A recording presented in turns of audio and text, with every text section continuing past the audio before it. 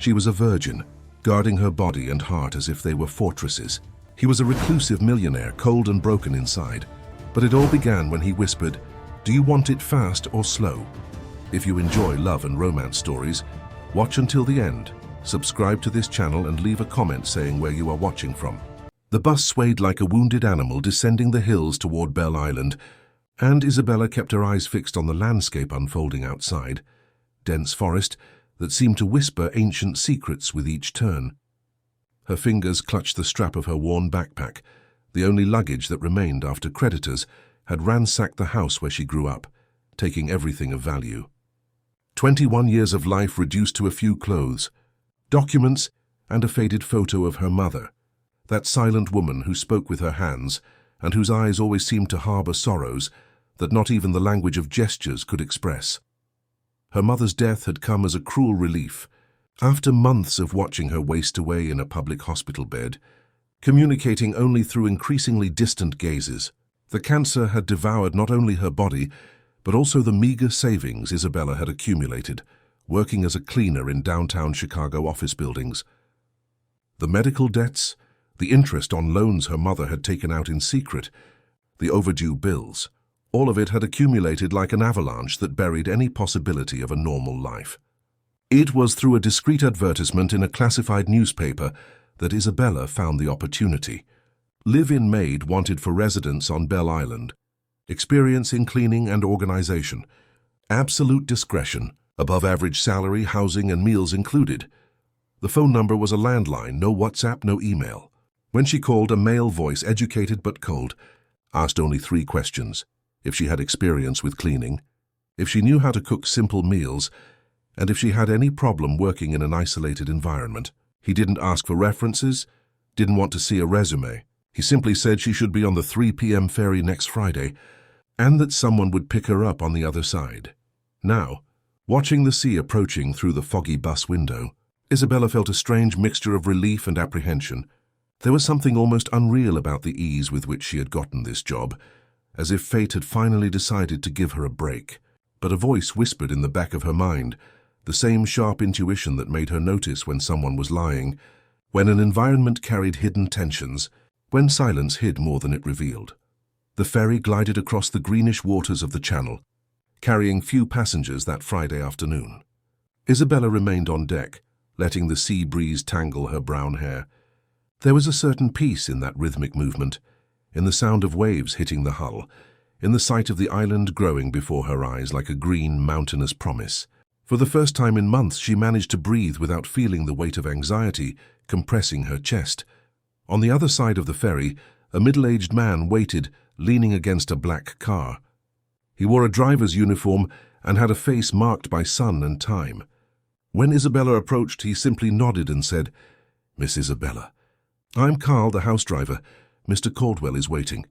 His voice carried a gentle local accent, but there was something in his eyes that didn't match the cordiality of his words, a cautious, almost protective expression.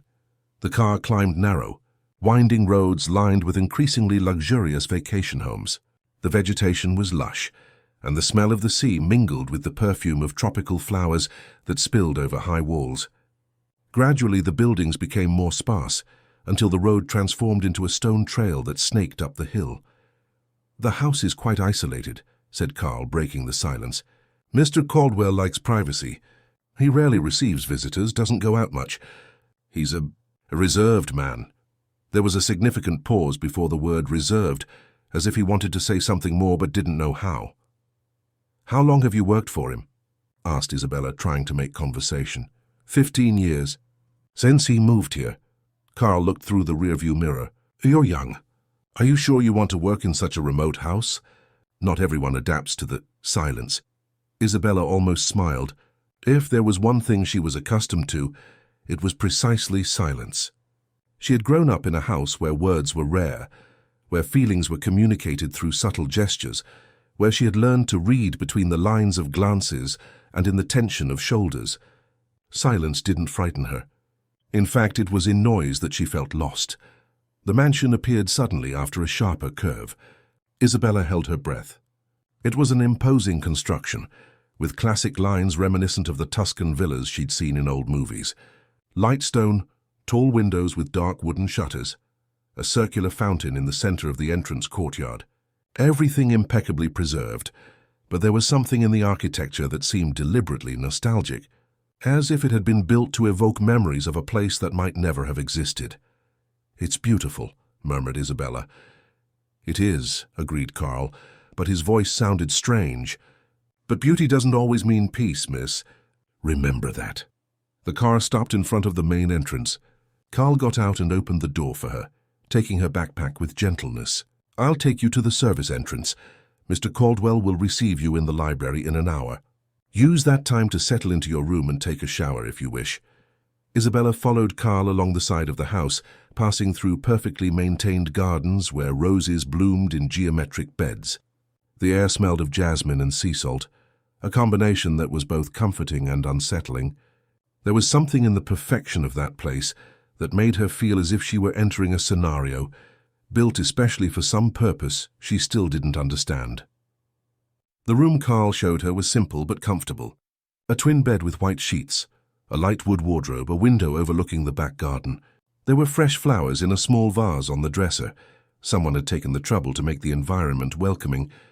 But it was when Carl turned to leave that Isabella noticed something that made her stomach contract.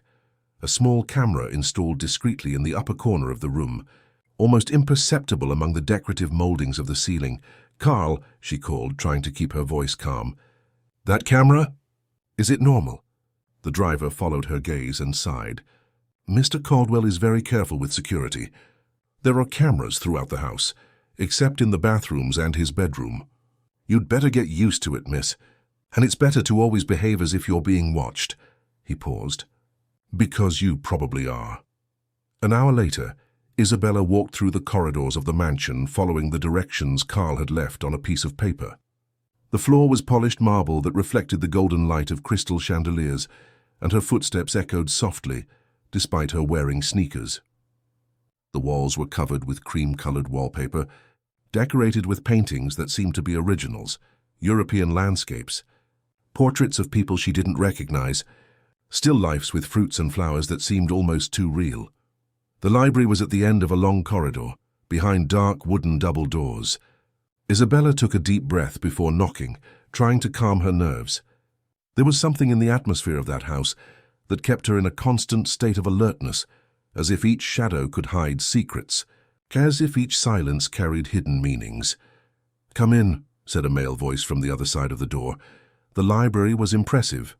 Shelves that went from floor to ceiling covered 3 of the 4 walls, filled with books that seemed to have been carefully organized by color and size. A wooden ladder slid on rails, allowing access to the highest volumes. In the center of the room, a polished mahogany table reflected the light that entered through tall windows overlooking the garden. And behind the table standing was Lawrence Caldwell. Isabella knew immediately that it was him, even though she had never seen a clear photo. There was something in his presence that filled the environment, an intensity that made the air seem denser. Tall, perhaps 6'2", with dark hair slightly long, touching the collar of his impeccably pressed white shirt. His eyes were a deep gray, almost metallic, and when they fixed on her, Isabella felt as if she were being analyzed, catalogued, filed in some secret compartment of his mind. "Isabella Santos," he said, consulting an open folder on the table. It wasn't a question. 21 years old, no family, experience in commercial cleaning. His voice was deep, controlled, with a slight accent she couldn't identify. "Born in Chicago, raised by your mother after your father abandoned you when you were 3 years old." Isabella blinked, surprised. "How do you know?" "I always research the people who enter my house," Lawrence interrupted, closing the folder with a precise movement. "I can't afford to be careless." He observed her for a long moment, and Isabella felt her cheeks warming under that penetrating gaze. "You're younger than I expected." "I'm the age I said on the phone," she responded, trying to keep her voice firm. "Yes, but there's a difference between knowing someone's age and seeing how that person carries their years." Lawrence circled the table, approaching her with measured steps. "You carry yours as if they were many more, or many fewer." "I haven't decided yet." There was something hypnotic in the way he moved, a feline grace that contrasted with the rigidity of his posture. When he stopped in front of her, at a distance that was professional but somehow too intimate, Isabella could smell the discreet scent of his cologne, something woody, with notes of cedar and spices. "Your duties will be simple," he continued, as if he hadn't noticed the effect his proximity caused. "Cleaning and organizing the common areas, preparing basic meals, maintaining the general order of the house. Carl takes care of the garden and major repairs. The cook comes 3 times a week to prepare more elaborate dishes. You'll have Sundays off and may leave the property whenever you wish, as long as you inform me." "I understand," Isabella murmured, trying to concentrate on the words, instead of the way he slightly tilted his head when he spoke, as if he were listening to something she couldn't hear. "There are some specific rules I need to make clear," Lawrence continued, moving back to position himself behind the desk. "First, don't enter my personal office without permission. Second, don't touch the sound equipment in the music room. Third, don't ask questions about my personal life or about the previous employees of this house." Isabella nodded, but something in the way he pronounced previous employees made a small siren go off in her mind. "How many people worked here before me?" Lawrence stopped leafing through the papers on the table and stared at her. "That's exactly the kind of question you shouldn't ask." The silence that followed was charged with tension. Isabella felt as if she had touched an exposed nerve, as if she had crossed an invisible line that she didn't even know existed. But there was something in the way Lawrence looked away, in the almost imperceptible rigidity of his shoulders, that told her the question had been more than inconvenient. It had been painful. "I'm sorry," she said softly. "Don't apologize. Just remember." He closed the folder and put it in a drawer. "There's one more thing. This house has a very specific routine. I work during the day in the office or the library. Sometimes I receive business calls that may extend into the early morning due to the time difference with other countries. It's important that you're not curious about these conversations." "Of course," Isabella replied, although something in the way he said conversations sounded strangely formal. "Carl will show you where the cleaning products are and explain the routine of the house. If you have any questions, look for him first. If he can't help, then come to me." Lawrence headed for one of the high bookshelves, taking a book from a shelf that required him to fully extend his arm. Isabella couldn't help but notice the way his shirt stretched across his shoulders, how the muscles of his back outlined beneath the thin fabric. "Can I ask you something?" she said, and immediately regretted it when he turned with an expression that mixed surprise and irritation. "You just heard me say not to ask questions." "It's not personal," Isabella hurried to explain. "It's just, why me? I mean, you didn't even really interview me, didn't ask for references. How did you know I would be suitable for the job?"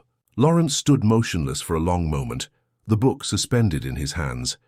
When he finally answered, his voice carried a tone she couldn't decipher, something between melancholy and satisfaction. "Because you know the value of silence," he said simply. "And because there's something in you that I recognize, something that resonates." Before Isabella could ask what that meant, Lawrence had already left the library through the door that led to the garden, leaving her alone with the echo of his words and the scent that still lingered in the air. She stood for a few minutes, trying to process the strangeness of that first encounter, the feeling that there were layers of meaning in every word he had uttered. It was then that she noticed something she hadn't seen before, a lighter spot on the wall, behind the desk, in a rectangular shape, as if a painting had hung there for a long time and then been removed, and in the corner of the desk, almost imperceptible, there were scratches in the wood, small, as if someone had nervously scored the surface with a pen or keychain.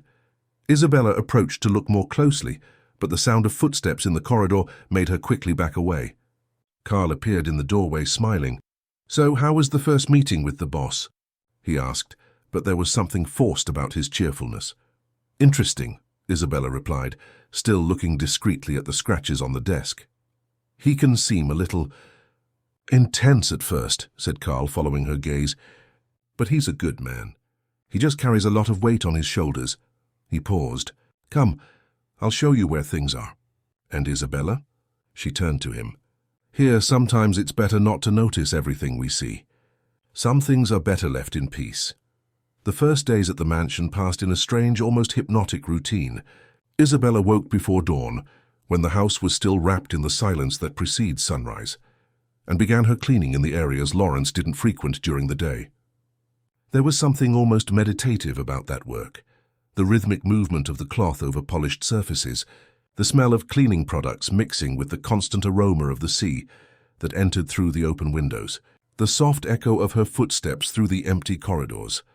Lawrence was like an elegant ghost who moved through the house at predictable but never completely synchronized times with hers.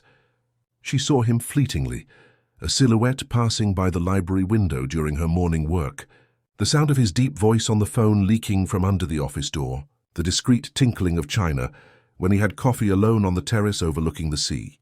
They hadn't exchanged a single word since the meeting in the library, but Isabella constantly felt his presence, as if he were always watching, always aware of where she was and what she was doing. It was on the 5th day that she discovered the music room. Carl had mentioned that Lawrence didn't like people to touch the sound equipment, but he hadn't specified where they were. Isabella was cleaning the first-floor corridor when she noticed a door ajar that normally remained closed. Curiosity won over prudence, and she peeked inside. The room was smaller than the library, but equally impressive. A black grand piano dominated the center of the space, its polished surface reflecting the golden light that entered through colored stained glass in the windows. There was also a sophisticated sound system on one wall, with equipment that seemed professional. But what really caught Isabella's attention were the music sheets scattered over the piano. Yellowed pages covered with handwritten annotations, with crossed-out and rewritten passages, as if someone had struggled to find the right notes. She approached without thinking, fascinated by the intimacy of those pages. The handwriting was elegant but urgent, with some measures written with such force that the pen had gone through the paper. It was like reading someone's musical diary, witnessing the moments of inspiration and frustration that led to the creation of a melody. "You shouldn't be here." Lawrence's voice behind her was like an electric shock. Isabella turned quickly, accidentally knocking down one of the music sheets she had been observing. The paper floated to the floor like a dry leaf, and the sound it made when it touched the marble seemed to echo throughout the entire room. "I'm sorry." Isabella bent down to pick up the sheet music, but Lawrence was faster. His fingers brushed hers when they both reached for the paper at the same time, and for a moment that seemed to last an eternity, they were crouched there too close, looking into each other's eyes. Lawrence took the sheet music and stood up slowly, not taking his eyes off her face. "I said there were rules. I was cleaning the corridor and the door was open," Isabella explained, trying to keep her voice steady as she stood up too. "I didn't intend to lie." The word came out low, almost a whisper, but charged with a certainty that made Isabella shrink. "Yes, you did intend to. You wanted to see. You wanted to know." Lawrence carefully folded the sheet music and placed it on the piano. "The question is why?" There was something dangerous in the calmness of his voice, a controlled intensity that made Isabella feel as if she were walking on a tightrope over an abyss. "I like music. Always have. My mother used to—" "Your mother was mute," Lawrence interrupted, and Isabella blinked, surprised that he knew that detail. "How could she have taught you anything about music?" "She wasn't deaf," Isabella replied, feeling a twinge of irritation. "She heard and felt. Music isn't just words, it's vibrations, emotions. She taught me to feel the music, not just listen to it." Lawrence stood motionless for a moment, studying her with those grey eyes that seemed to see more than they should. Then, unexpectedly, he approached the piano and pressed some keys. A soft melody filled the air, melancholic but beautiful, with something incomplete that made the heart ache. "And what do you feel when you hear this?" he asked without looking at her, concentrated on the keys. Isabella closed her eyes, letting the music wash over her. There was sadness in the melody, yes, but also something deeper, longing, regret, and a loneliness so intense it almost hurt. "I feel as if it were a half-finished conversation," she said softly. As if someone were trying to say something important, but the words never reached the end. Lawrence stopped playing abruptly. His hands remained suspended over the keys for a moment, before closing into fists. "Leave," he said, and there was something broken in his voice. "I didn't mean to—" "Leave." This time it was firmer, more controlled, but Isabella could feel the storm contained behind that forced calm.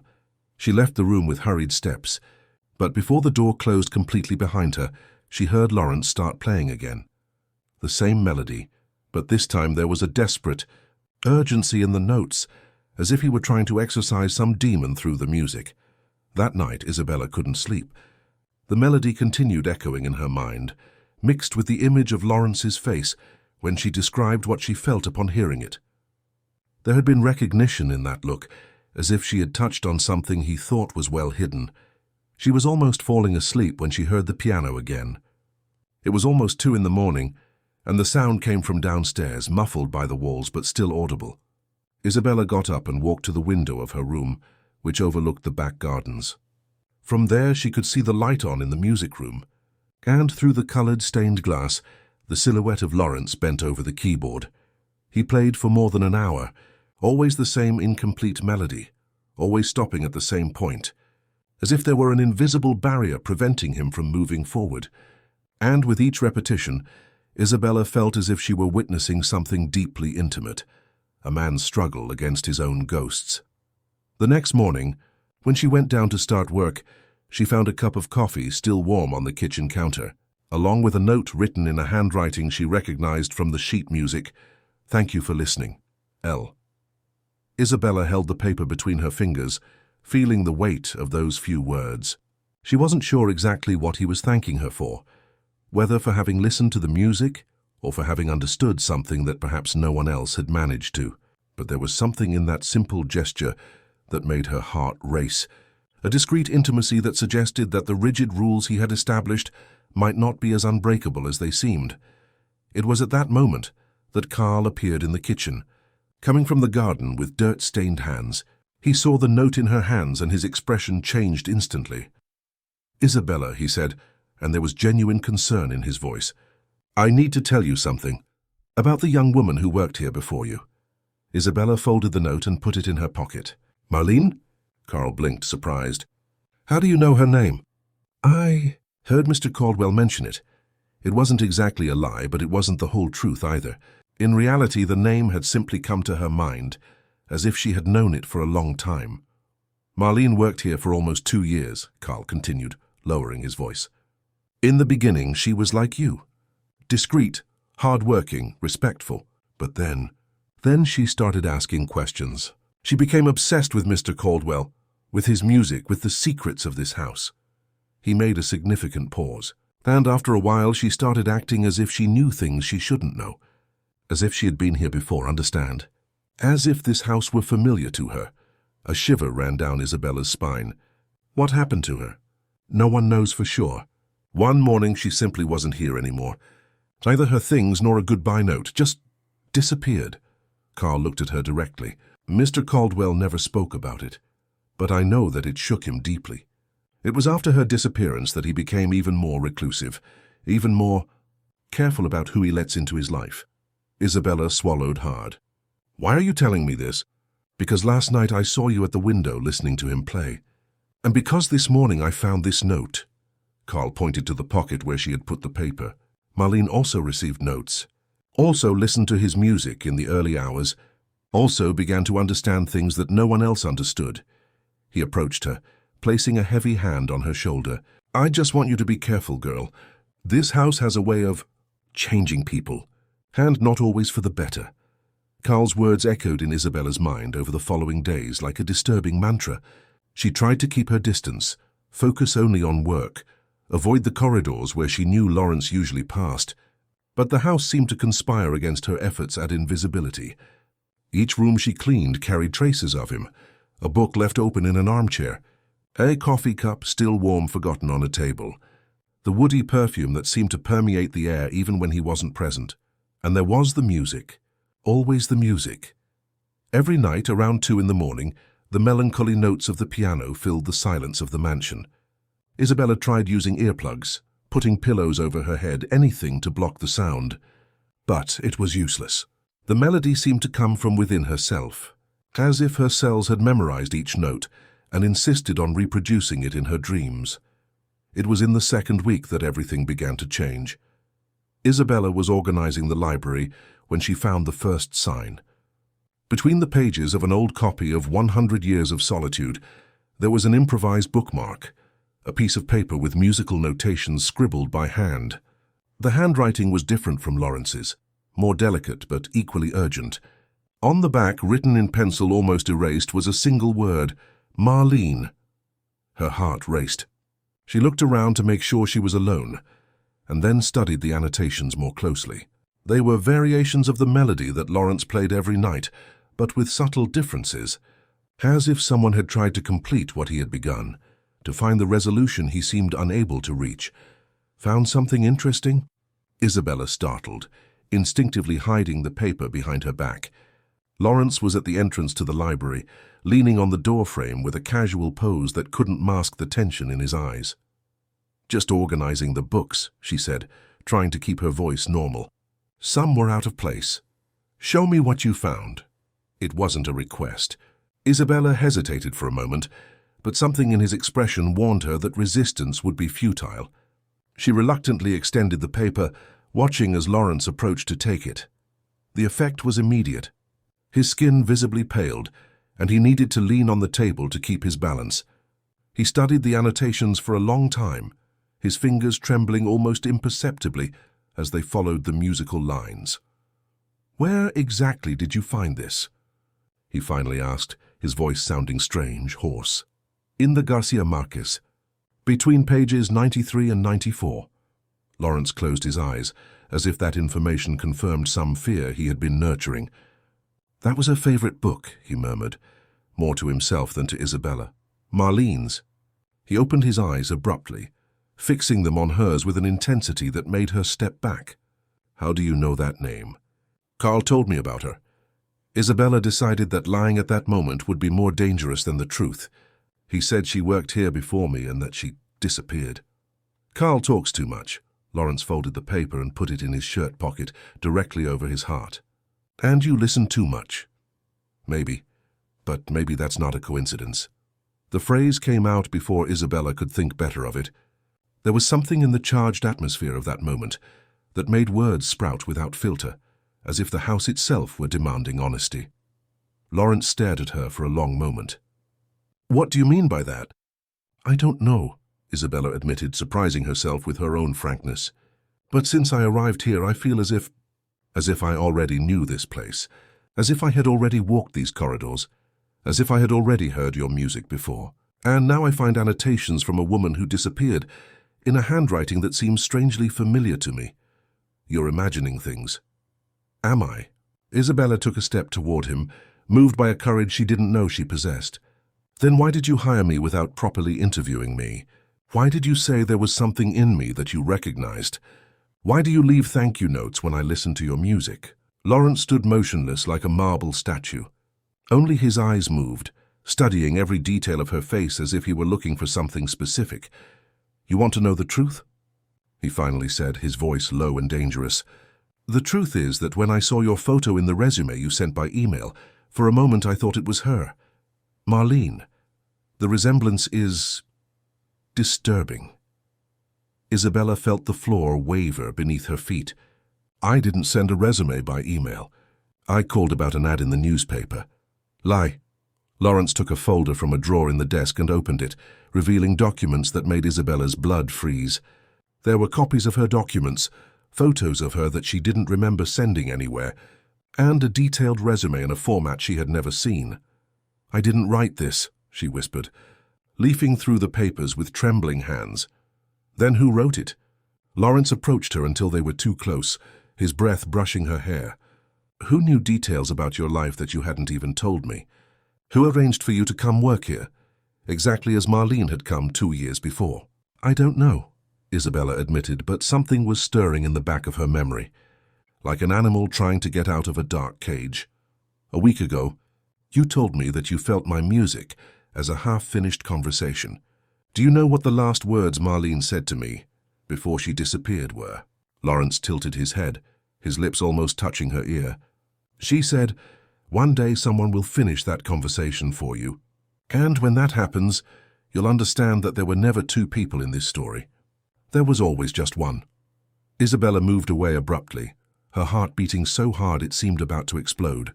"What does that mean?" "I was hoping you would tell me." Lawrence observed her with an expression that mixed fascination and something that looked very much like fear. "Because since you arrived here, strange things have begun to happen. Objects that move by themselves, doors that open during the night, and the music that I never managed to finish, is starting to complete itself in my mind, as if someone were whispering the missing notes. That's impossible. Is it? Lawrence turned and went to the piano that was in a corner of the library, smaller than the one in the music room, but equally tuned. He pressed some keys, playing the familiar melody, but this time he went beyond the point where he always stopped. The notes flowed naturally, as if they had always been there, waiting to be discovered. Isabella listened, hypnotized, as the music finally found its resolution. It was beautiful and sad at the same time, with an ending that suggested not conclusion, but renewal. As if it were the end of one cycle and the beginning of another. "How did you know the missing notes?" she asked when he finished. "I didn't know. They simply appeared, as if someone had put them in my mind." Lawrence stared at her with an intensity that made the air between them seem electrified. "And this began on the night you first heard me play." The silence that followed was loaded with implications that neither of them wanted to face directly. Something was happening in that house, something that transcended rational explanations, and at the center of it all was the inexplicable connection between them, the feeling that they had known each other for much longer than was possible. "I need air," Isabella murmured, heading for the door. "Isabella!" His voice made her stop. "There's something else you need to know. About Marlene. About why she really disappeared." She turned slowly. "What? She didn't disappear. She left because she discovered the truth about this house. About what happens here. And because she realized she was becoming obsessed. With me, with the music, with something she called ancestral memory." Lawrence paused, as if the next words cost him a great deal of effort. "In the last weeks before she left, she said she was certain that she had lived here before, in another life, in another time, and that she had returned to finish something she had left incomplete." Isabella felt a shiver run down her spine. "And do you believe that?" "I didn't believe it. Until you arrived." Lawrence approached her again, and this time there was no hesitation in his movements. "Until I began to feel that you really had been here before. Until I realized that perhaps Marlene was right, and that some souls are destined to meet repeatedly, life after life, until they resolve what keeps them bound." He extended his hand, gently touching her face. "The question is, are you prepared to discover what our story is? Even if it means accepting that perhaps you are not who you think you are." That night, Isabella couldn't even pretend that she would try to sleep. Lawrence's words echoed in her mind with a disturbing insistence, mixing with flashes of images she couldn't identify, dark corridors that seemed familiar, the sound of a muffled argument, the smell of jasmine mixed with something sweet and nauseating. They were fragments that came and disappeared like sea foam, always at the limit of her comprehension. At 2 in the morning, when the piano began to play downstairs, she finally surrendered. She descended the marble stairs barefoot, the cold floor sending small shocks up her spine. The music seemed more intense that night, more urgent, as if Lawrence were trying to exorcise some demon through the keys. The door to the music room was open. Isabella hesitated at the entrance, watching him play. He had taken off his dress shirt, wearing only a white t-shirt that revealed the definition of the muscles in his arms and shoulders. There was something almost savage in the way he moved over the keyboard, a contained passion that contrasted dramatically with the rigid control he maintained during the day. "I knew you would come," he said without stopping playing or looking at her. "Every night I feel you listening up there, and every night the music becomes more complete." "How can you know that?" "First you with it, and it because you're not just listening. You're participating." Lawrence finally looked at her, and his eyes shone with a feverish intensity in the golden light of the candles he had lit around the room. "Come closer." It wasn't a request. Isabella found herself walking toward the piano, as if in a trance drawn by a force she couldn't name. When she got close enough to feel the heat emanating from his body, Lawrence stopped playing. "Give me your hands," he said. Isabella hesitated only for a moment before extending her arms. Lawrence took her hands in his, and she felt as if an electric current ran through her entire body. His hands were larger, rougher, but there was something in the way he touched that suggested an old intimacy, as if they had touched each other 1,000 times before. "Close your eyes," he murmured, guiding her hands to the keys. "And let it happen." Isabella obeyed, allowing him to position her fingers on the keyboard. When she pressed the first keys, the music that came out wasn't anything she consciously knew how to play. But somehow her fingers knew the way, as if they had a memory of their own. Lawrence began to play along with her, his hands moving in perfect synchrony, creating harmonies that made the air around vibrate with an almost palpable energy. The music that emerged was different from anything Isabella had ever heard. Melancholic, but also sensual, charged with a passion that seemed to come from very deep, from very far away. "How do I know how to play this?" she whispered, without opening her eyes, without stopping moving her fingers. "For the same reason that I always knew you would come," Lawrence replied, his voice hoarse and too close to her ear. "Because this has happened before, and it will continue to happen until what? Until we understand what we really are. What we've always been." Isabella opened her eyes and turned to face him. They were dangerously close, his body radiating a heat that made her skin tingle. There was something in his expression that was both vulnerable and predatory, as if he were fighting against impulses he couldn't completely control. "Lawrence," she began, but he interrupted by placing a finger over her lips. "You feel this too, don't you? This cow familiarity, as if we've known each other for much longer than 2 weeks." Isabella nodded slowly. It was impossible to deny the inexplicable connection she felt with him, the way her body reacted to his presence, as if it recognized something that her rational mind refused to accept. "Marlene felt the same thing," Lawrence continued, but there was a difference in his voice when he mentioned the name of the former maid. "At first I thought it was just loneliness. Mine, hers. 2 isolated people finding comfort in each other. But then what? Then she started to call me by another name when we were together. A name that I didn't recognize, but that somehow seemed right." Lawrence moved away a bit, running his hands through his hair. "She said that I had promised something to her, in another life, that we had a pending debt." Isabella felt a shiver run down her spine. "What name was that?" "Ethan." He observed her carefully. "Does it mean nothing to you?" For a moment, Isabella just looked at him, but then something stirred in the back of her memory. A feeling of nostalgia mixed with loss, as if that name carried an emotional weight she couldn't explain. "No," she lied, because the truth was too disturbing to be admitted out loud. Lawrence studied her for a long moment, as if he could read through the lie. Marlene also lied at first, until the memories began to become clearer. What memories?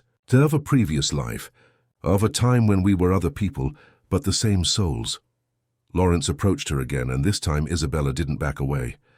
She remembered having been a young woman of the Italian aristocracy at the end of the 19th century.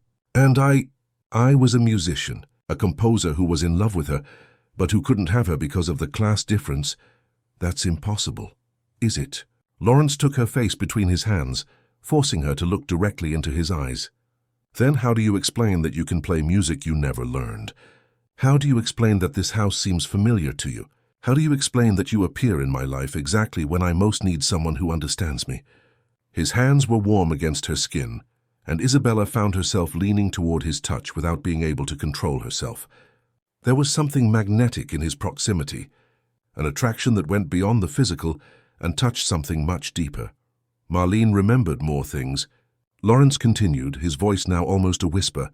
"She said that we had died young, without being able to be together, that our souls remained trapped on this earth, destined to meet life after life until we could finally have what was denied to us." "And you believe that?" I didn't want to believe it, until you arrived here and made the music complete, until I felt that I know every expression on your face, every tone of your voice, until I realized that when I'm with you for the first time in years, I don't feel completely alone." The words came out charged with a vulnerability that made Isabella's heart race. There was something in the way he looked at her that suggested a deep emotional hunger, as if he had spent years deprived of real connection, and she was the first person to manage to break through his defenses. "What happened to Marlene, really?" she asked, although part of her feared the answer. She began to become obsessed with the idea that we needed to complete the cycle. She said that if we could relive our love from the past life, we would be free to move on. But there was something wrong with this obsession. She was becoming unstable. Lawrence moved away from her, walking to the window that overlooked the garden. The full moon illuminated his profile, highlighting the tension in his jaw. One night she came to my room, said she was certain that if we made love, our souls would recognize each other completely and we would be freed. I couldn't. There was something too desperate in the way she touched me, as if she were trying to force a connection that should be natural. Isabella felt a twinge of something that could be jealousy, mixed with a strange understanding of the situation. And then she said that if I couldn't love her in this life, perhaps I could in the next. And the following morning there was only a letter saying she had found a way to accelerate the process.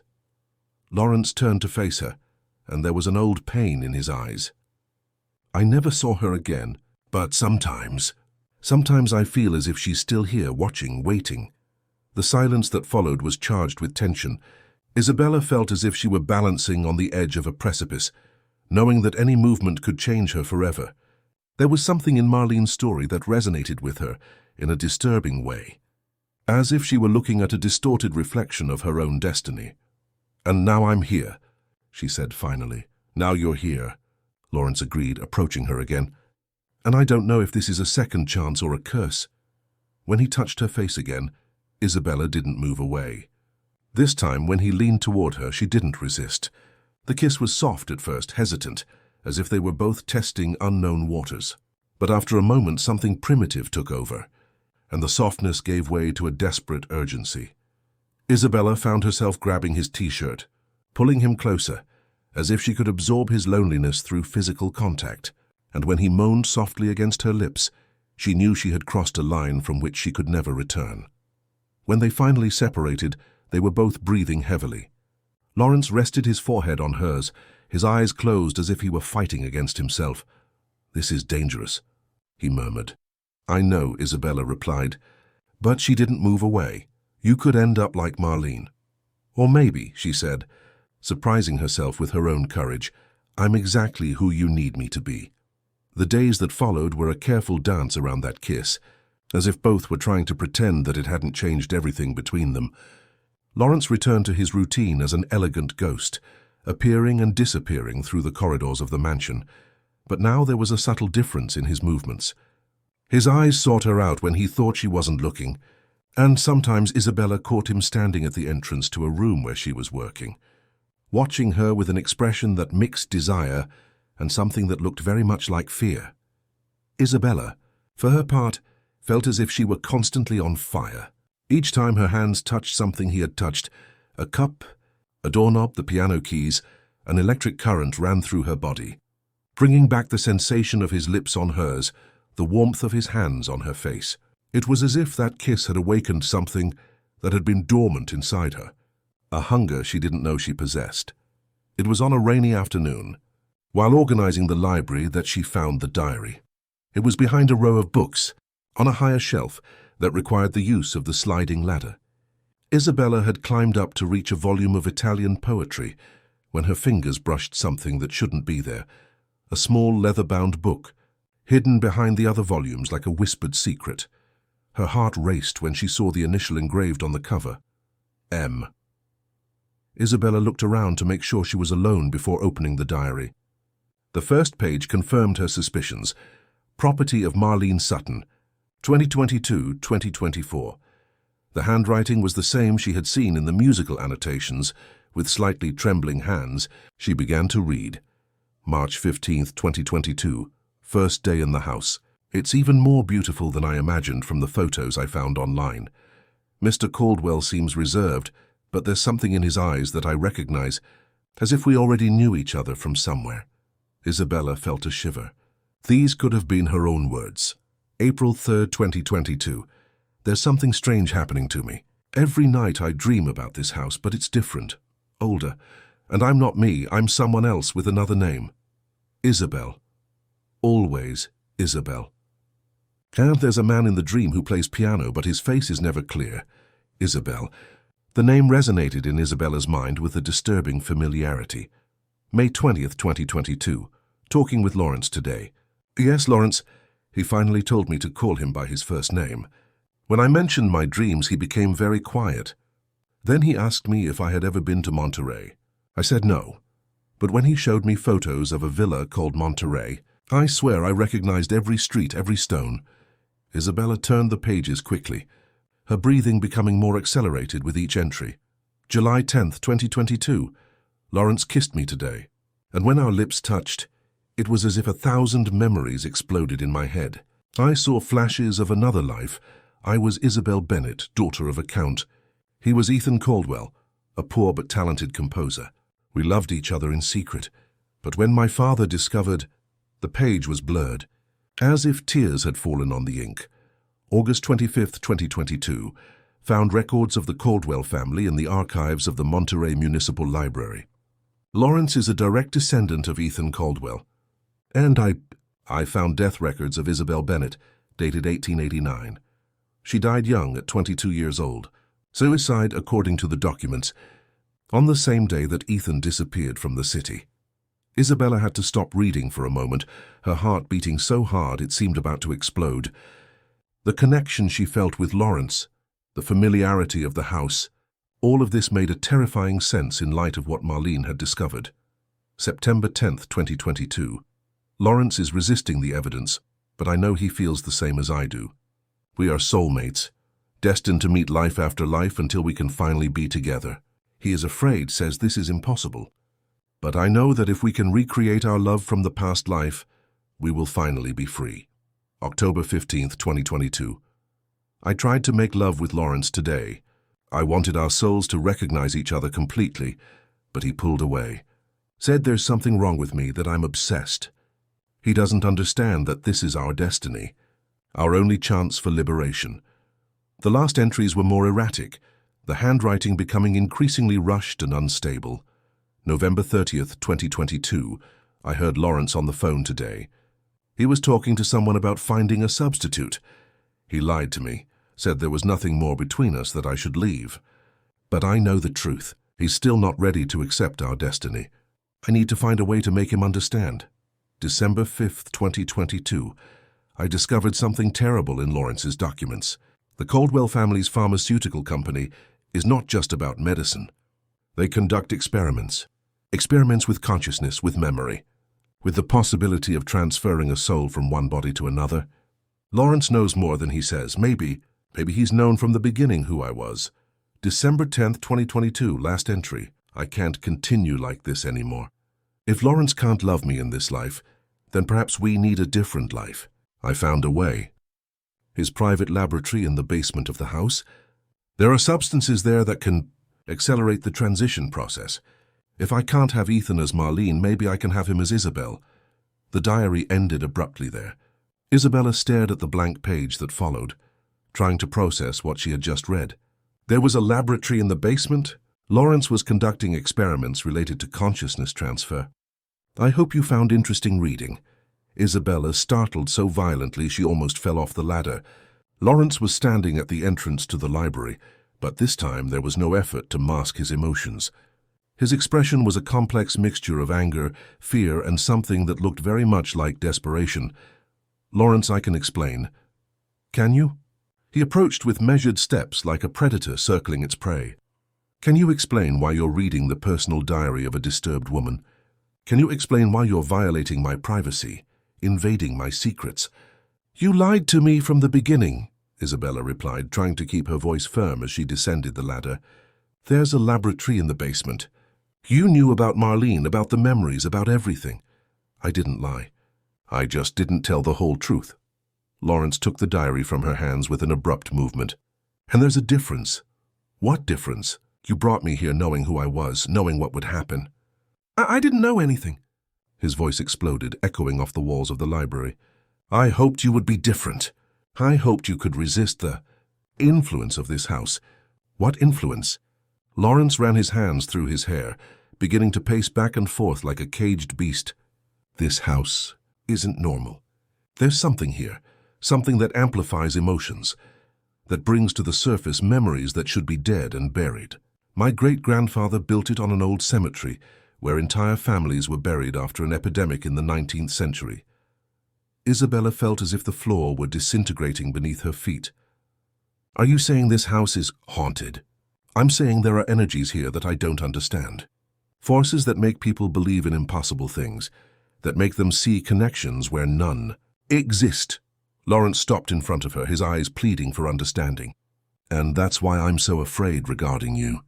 Because I see the same signs, the same gradual fusion of identities. You think I'm becoming Isabel? I think you always were Isabel. But you're also Isabella. And it's that duality that terrifies and fascinates me at the same time. Lawrence took her hands. Because when I look at you, I see a woman who has managed to integrate both identities without losing her sanity. I see someone who is strong enough to carry the weight of two lives without breaking. Isabella withdrew her hands from his. There was truth in his words, but there were also years of lies and manipulation. How can I trust you after all this? How can I know that my feelings are real, and not the product of some experiment of yours? Because, Lawrence said, his voice breaking, if I had control over this, I would never have allowed myself to fall in love with you. I would never have risked my heart knowing that I could lose you, like I lost all the others. The silence that followed was charged with emotional weight. Isabella could feel the sincerity in his words, but also the echo of Marlene's warnings. I need time, she finally said. I need to process all of this, understand what's real and what's fabricated. How much time? I don't know. Maybe forever. Isabella stood up, heading for the door. Maybe Marlene was right about you being dangerous. Maybe I should leave before it's too late. Isabella, please. She stopped at the door without turning around. If you really love me, Lawrence, don't try to stop me from leaving. Let me make my choice freely, without the influence of experimental substances or emotional manipulation. And if I let you go and you never come back, first, then maybe that's what destiny wanted from the beginning. Maybe some love stories don't have a happy ending, no matter how much we try to force them to have one. Isabella left the office without looking back, but she could feel the weight of Lawrence's gaze on her back. As she went up to her room to pack, part of her screamed to go back, to throw herself into his arms and accept that true love was worth any risk. But a larger part, the part that sounded like her own voice and not like echoes of Isabel, said that if it really was love, it would survive the truth. And if it didn't survive, then it had never been real to begin with. That night, for the first time since she had arrived at the mansion, the piano remained silent. And in that silence, both Isabella and Lawrence wondered if they had found and lost the love of their lives at the same moment, or if this was just another test that their souls needed to overcome before finding their way back to each other. Isabella spent 3 weeks in Chicago, staying in a small hotel near the bus station, trying to rebuild a life that seemed to have been paused the moment she stepped into the Belle Island mansion.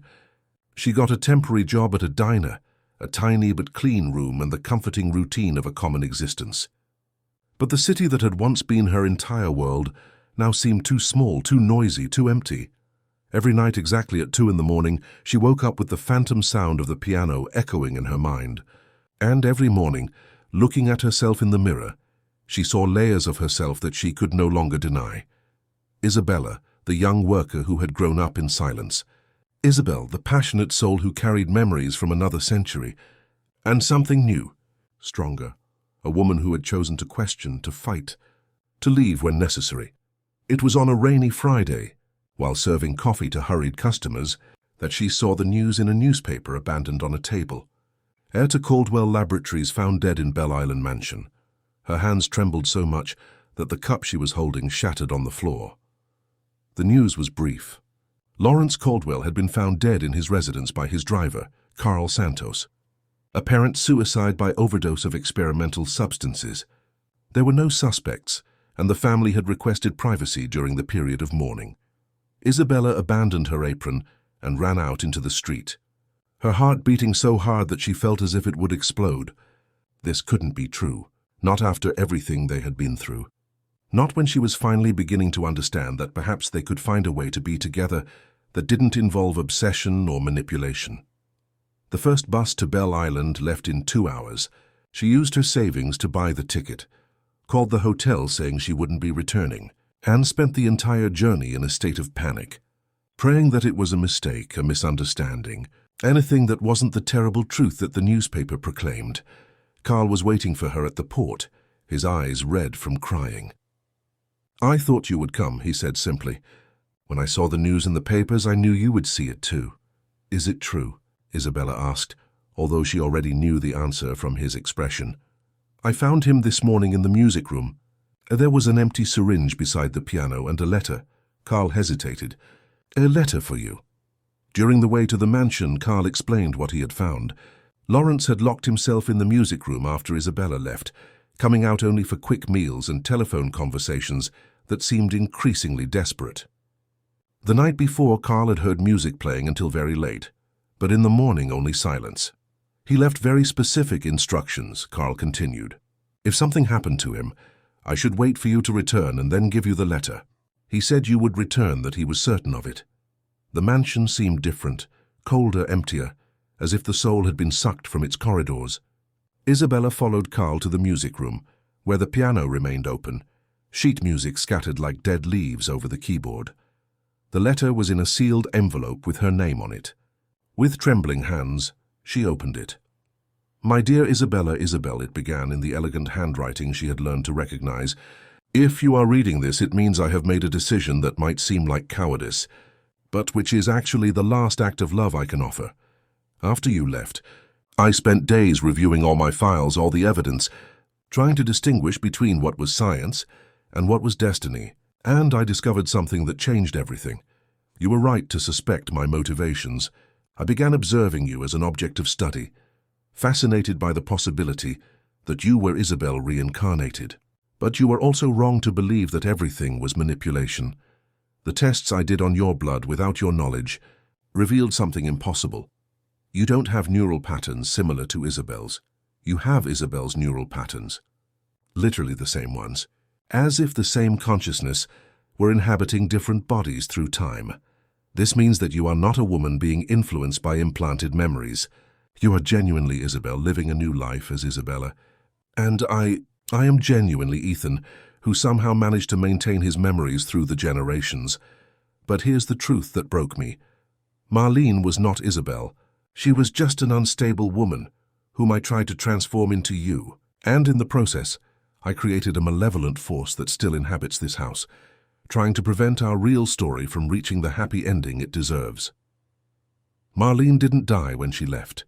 She injected herself with substances that kept her in a state between life and death, feeding on the emotional energy of this house. And she has been using that force to sabotage any chance of happiness we might have. That's why things always seem too intense, too complicated, charged with more drama than love should have. She was amplifying our emotions, creating obstacles, whispering doubts in our minds. So I made a decision. If I can't live free from her influence, I can at least ensure that you can. The substances I used are not to kill myself, Isabella. They are to transfer my life force to you, so that you have enough power to banish Marlene once and for all and choose freely whether you want to continue our story or write a new one. When you read this letter, play the melody on the piano. The complete melody from beginning to end. This will activate the transfer I've programmed, and you will have the power to make your final decision without any external influence. If you choose to stay and bring me back, know that it will be because we truly love each other, without manipulation, without obsession, without the weight of past lives. Just Isabella and Lawrence choosing to be together. If you choose to leave and live your own life, I will know that this too is love, the love that gave me the courage to finally set you free. Whatever your choice, you will be loved, forever. Ethan Lawrence. Isabella read the letter 3 times before the words made complete sense. She looked at the piano, at the scattered sheet music, at the empty space where Lawrence should have been sitting. "Carl?" she called, and the man immediately appeared at the door. "The body. Where is the body?" "There was no body," Carl replied softly. "Just ashes," as if he had evaporated. A shiver ran down Isabella's spine. Transfer of life force. This sounded like fantasy. But after everything she had experienced in that house, the boundaries between the possible and the impossible had become very thin. She approached the piano, placed her fingers on the keys and began to play. The melody flowed naturally, each note finding its place as if it had always been waiting for her. And as she played, she felt something changing in the air around her. The temperature dropped drastically, and a familiar laugh echoed through the room. "You shouldn't have returned." Marlene's voice sounded charged with anger and frustration. "He wanted to free you, and you came right back to the trap." "It's not a trap," Isabella replied, continuing to play. "It's a choice." "Choice?" Marlene laughed with bitterness. You think you can simply decide to bring the dead back? I can decide to fight for what is mine. Isabella played harder, feeling power flow through her veins. And you have no place in this story. The room began to vibrate, objects falling from the shelves, the piano itself trembling under her hands. But Isabella didn't stop playing. She could feel Lawrence's presence strengthening, as if the music were weaving his soul back into reality. "You'll regret this," Marlene shouted, her voice distorted by anger. "He will never be truly yours. There will always be doubts, there will always be love," a familiar male voice interrupted. Lawrence was standing behind the piano, translucent but present, his eyes fixed on Isabella's. "And that's what you never understood, Marlene. It's not about possession. It's about choice."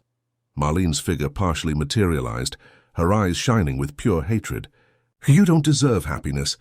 Not after everything you've been through, after all the lives you've lost." "Maybe we don't deserve it," Isabella said, still playing, feeling the melody approaching the end. "But we're going to fight for it anyway." With the last notes of the music, a golden light filled the room. Marlene screamed once before completely dissolving, her presence finally banished from the mansion. And when the light diminished, Lawrence was solid again, real, breathing. Isabella stopped playing and turned to face him.